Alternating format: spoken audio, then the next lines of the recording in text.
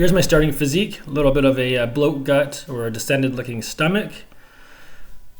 But I also see that my lower back kind of pivots in a little bit. My hips are kind of tilted forward. It looks like an anterior pelvic tilt. And my stomach is a little bit bloated looking. So how do we get rid of it? Is it possible to get rid of it? What can we do with it? Well, let's find out. So I decided to take a 7-day journey to see if I can improve the look of my midsection. At first, the stretch for my hip flexors was a little bit embarrassing. Similarly to plucking nose hairs while looking in the window of a vehicle, and then this happens. I want to improve my anterior pelvic tilt to see what effect it has on my midsection. Whether it will fix the curvature in my lower back and also fix the distended stomach. I want to do it in 2 moves with the minimal amount of exercises. So I'm picking 2 exercises.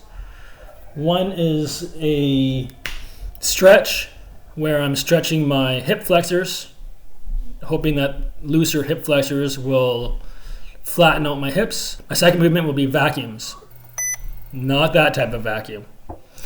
Vacuum poses, where I suck my belly button into my spine and hold it there and contract my pelvic floor to try to strengthen my TVA, transverse abdominis.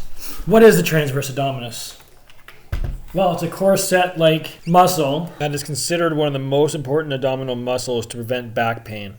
It's not visible from the mirror, so a lot of people focus on their six-pack and neglect the muscle underneath their six-pack, which is the transverse abdominis. And it protects your core. It helps protect your spine. The muscle fibers wrap horizontally from below your rib cage to your hips.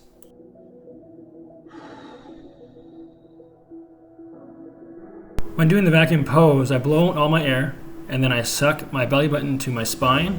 I try to keep my spine against the floor, hence why I lay down when I do this. A lot of people stand up. I can't hit my cues if I'm standing up. So I lay down, I press my spine against the floor, suck my belly button into my spine after I've blown out all my air, and then I contract my pelvic floor. So for men, it's kind of like trying to pull your balls into your stomach.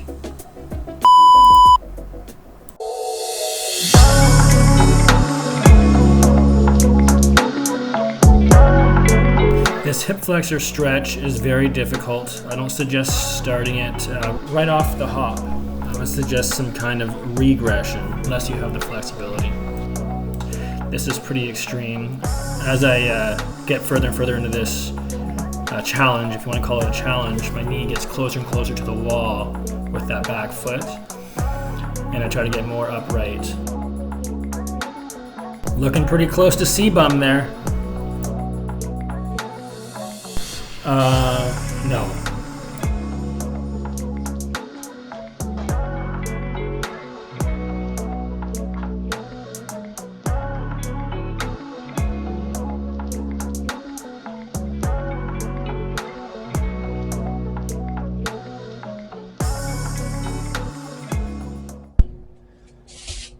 One week later, with doing hip flexor stretches and vacuum suck-ins, here's my distended stomach.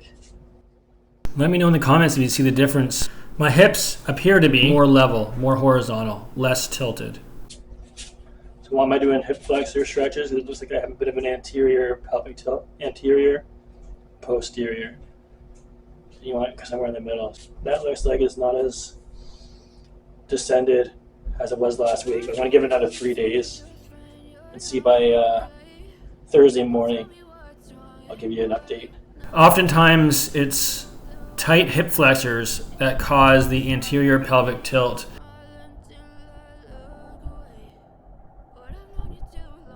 For the next 5 days, I do 3 sets of the stretch and 3 sets of the vacuum poses, anywhere from 30-second to 60-second hold on each set.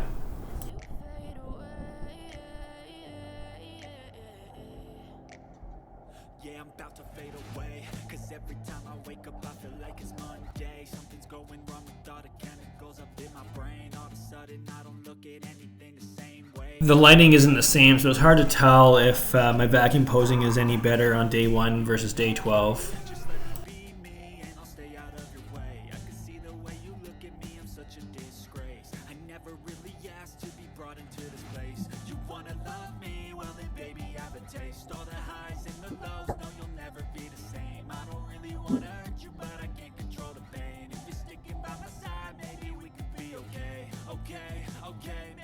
The back knee appears to be closer to the wall on day 12 than on day 2. I also seem a little bit more comfortable with the pose as well.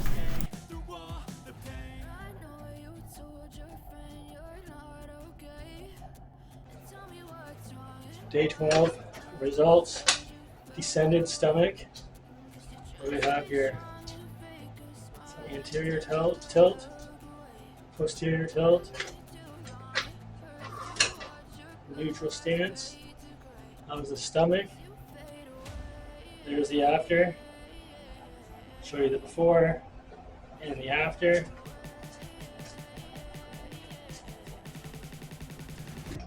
Flatter, tighter stomach in 12 days.